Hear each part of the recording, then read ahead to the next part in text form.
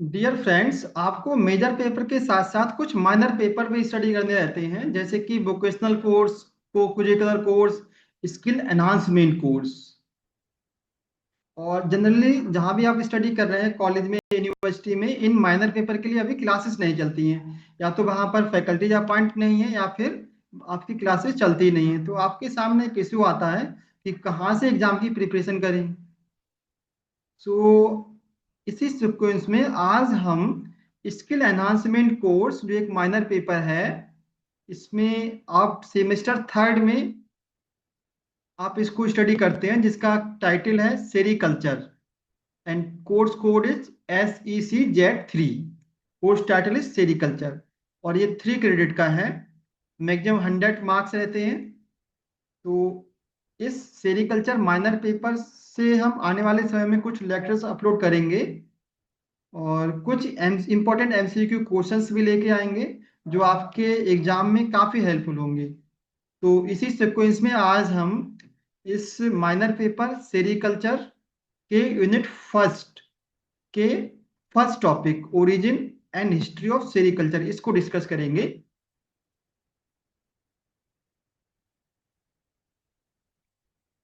सो sericulture, sericulture क्या है?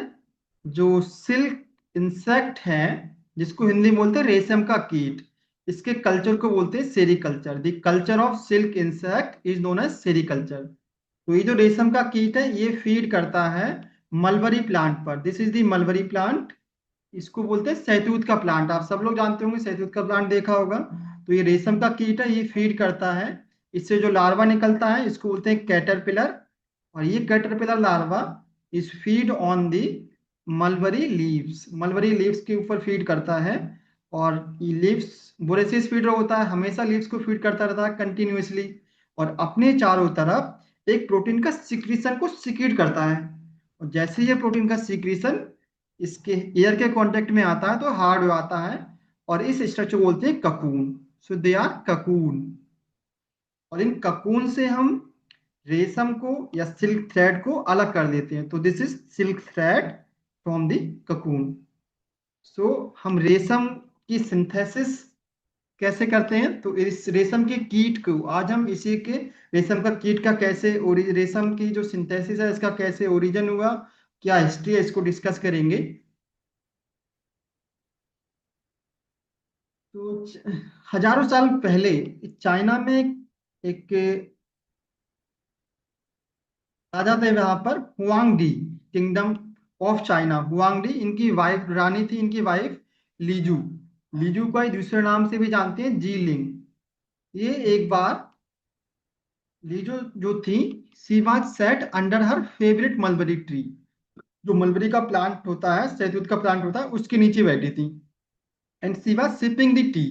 तो चाय पी रही थी बैठ के नीचे। और चाय पी रहे थे, तो उन्होंने अचानक से क्या हुआ, एक जो ककून होता है, जो मलबरी प्लांट से ककून जो था, वो आकर इनके कप में गिर गया। चाय होती गर्म, तो कप में क्या वो घुलने लगा था। इन्होंने क्या किया, ये अचानक से डर गई थी और उछल पड़ी, और जो चाय जो थी वो इनके कप से निकलकर उनकी प्यारी सी ड्रेस पे गिर गई थी। जो लवली ड्रेस पहनी थी, इसके ऊपर गिर रही थी। तो बहुत सारे स्पॉट्स भी बन गए उनकी ड्रेस पर। उनकी जो सहेलियां जो साथ में रहती हैं, वो दौड़ी की स्पॉट को साफ कर दी। लेकिन उन्होंने उनको रोक दिया। ट्विनलिंग स्टॉप दियम, उनको रोक दिया कि रहने दीजिए। धीरे धीरे क्या हुआ, उनको एक डेलिकेट थ्रेड दिखा। एक लंबा चमकदार धागा उनके ड्रेस पर दिखने लगा था। इन्होंने इस जो डेलिकेट थ्रेड था, इस ककून से इसको अलग किया धीरे धीरे। और जैसे ही थ्रेड को अलग कर रहे थे, तो उन्हें ऐसा फील किया, एक महसूस किया कि इससे जो है हम अच्छे वस्त्र बना सकते हैं। सो यहीं से जो है रेशम के कल्चर की शुरुआत हुई, चाइना से। That is sericulture started from China. क्योंकि इनके थ्रू जो है फर्स्ट टाइम रेशम की जो है डिस्कवरी, ओरिजिन हुआ था, रेशम की सिंथेसिस स्टार्ट हुई थी। सो इनको बोला जाता है रेशम के कीड़ों की देवी। लीजू को हम गुडनेस गुडेस ऑफ सिल्कवॉर्म के नाम से भी जानते हैं। सो सिल्क, जो इनिशियली जो सिल्क था वो बहुत कॉस्टली था, इसकी जो सिंथेसिस सिर्फ चाइना में ही पता थी, तो अदर जो है अदर कंट्रीज में पता नहीं थी। तो सिल्क जो इनिशियली जो सिल्क जो था वो सिर्फ रॉयल फैमिली जो थी इनके द्वारा यूज होता था। जो राजा महाराजा की जो फैमिली थी सिर्फ वो यूज करती थी, और इनके जो रिलेटिव्स है only emperor and his close relatives were authorised for the use of silk. राजा महाराजा के जो रिलेटिव्स थे सिर्फ वही जो सिल्क को यूज करते थे। धीरे धीरे क्या हुआ, सिल्क चाइना में लार्ज अमाउंट में बनने लगा था, and it becomes precious commodity and highly sought by other countries. China क्या करने लगा, इस जो सिल्क को बनाने लगा, सिंथेसिस करने लगा, सिल्क कल्चर करने लगा, और अदर कंट्रीज में ट्रांसपोर्ट करने लगा, बेचने लगा था। और इन 139 139 बिफोर क्राइस्ट, हजारों साल पहले चाइना ने क्या किया, जो रेशम इतना ज्यादा प्रोड्यूस हो रहा था, इसने अपना एक लॉन्गेस्ट हाईवे को खोल दिया। जिस जो हाईवे जो था लॉन्गेस्ट हाईवे, वो ईस्टर्न चाइना से मेडिटेरेनियन सी तक जाता था, और इस हाईवे के थ्रू जो सिल्क था उसको ट्रांसपोर्ट किया जाता था टू दी अदर कंट्रीज। इसलिए इसलिए इस हाईवे का नाम पड़ गया सिल्क रोड। तो चाइना ने जो हाईवे, एक लॉन्गेस्ट हाईवे ओपन किया था to transport the silk to the other countries, therefore इस रोड का नाम पड़ गया था सिल्क रोड। सो कैसे इस सेरिकल्चर की शुरुआत हमारी इंडिया में हुई। जो बौद्धिस्ट होते हैं वो चाइना में भी है, हमारी कंट्री में भी है। तो दो बुद्धिस्ट मॉन्क जो साधु होते हैं, बुद्धिस्ट साधु इंडियन, वो ट्रेवल किए थे, चाइना में गए थे, और वहां पर इन्होंने ये जो सेरिकल्चर की टेक्निक्स है, they learn the art of silk rearing. इन्होंने वहां पर जो सिल्क रियरिंग की टेक्निक्स को लर्न किया, कि how to raise silk worm on mulberry leaves, and how to reel silk from cocoon, कैसे ककून से सिल्क को निकालें, and how to weave it into fine fabric, और कैसे सिल्क से जो है वो फैब्रिक में यूज करें सिल्क को। तो इन्होंने इस सिल्क वॉर्म के कल्चर को, जो वहां पर टेक्निक्स को लर्न किया चोरी चुपके, और जैसे ये बैक हुए ऑन देयर जर्नी बैक, ये वापस आए, the two monk stolen silkworm egg और cocoon inside hollow bamboo walking stick.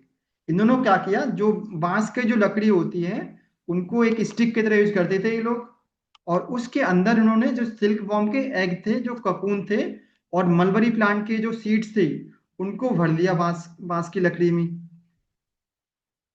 इससे क्या हुआ, जो स्टिक थी उसको डिटेक्शन नहीं हुआ, किसी ने चेक नहीं किया, और ये आ गए वापस से इंडिया में। तो ये जो है मॉन्ग जो थे इन्होंने, this is the cocoon, this is the egg of silk worm, and they are the mulberry seed. इनको बम्बू के अंदर भर के ये स्टोन चोरी करके ले आए थे वहां से इंडिया में। So they safely transported the silkworm and mulberry seed out of the China, and it introduced first time into the India.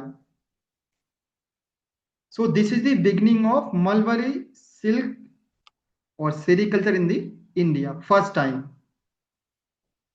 तो जो रेशम का जो यूज है वो बहुत सारी पहले तो लिमिटेड था, सिर्फ चाइना में था, अब ये अदर कंट्रीज में कल्चर हो रहा है ब्रॉड लेवल पर। तो इसके बहुत सारे यूजेस हैं, लाइक क्लॉथिंग एंड टेक्सटाइल में जो रहा है, silk is the most famous for its use in the beautiful fabrics garments. जो ब्यूटीफुल ड्रेसेस हैं, सिल्क की साड़ीज बनती हैं, सिल्क के ड्रेसेस बनती हैं, लाइक साड़ी, दुपट्टा, लहंगा, कुर्ताज, यहाँ पर सिल्क यूज होता है इंडिया में। जो टाई वगैरह बनती हैं, शर्ट, ब्लाउज, ड्रेसेस में भी सिल्क यूज होता है।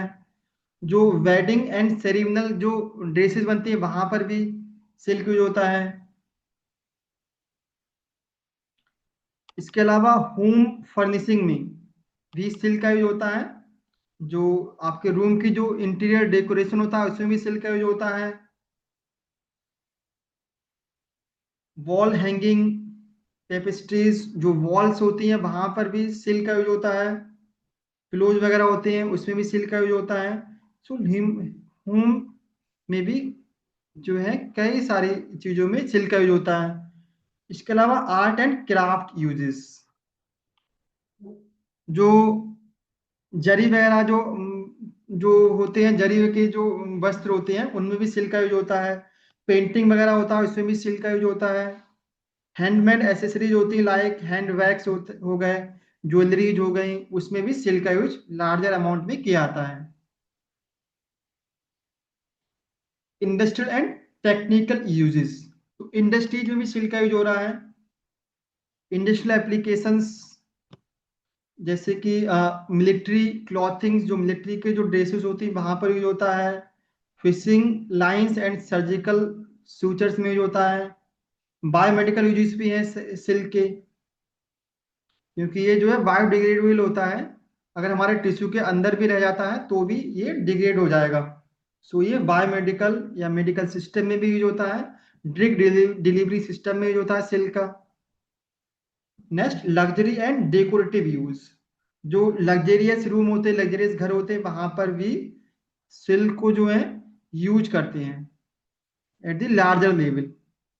अदर यूजेस जैसे कि सिल्क वेस्ट फाइबर, जो सिल्क वेस्ट होता है उसका भी यूज होता है, जो कुछ सस्ती जो वस्तु होती है उनको बनाने में।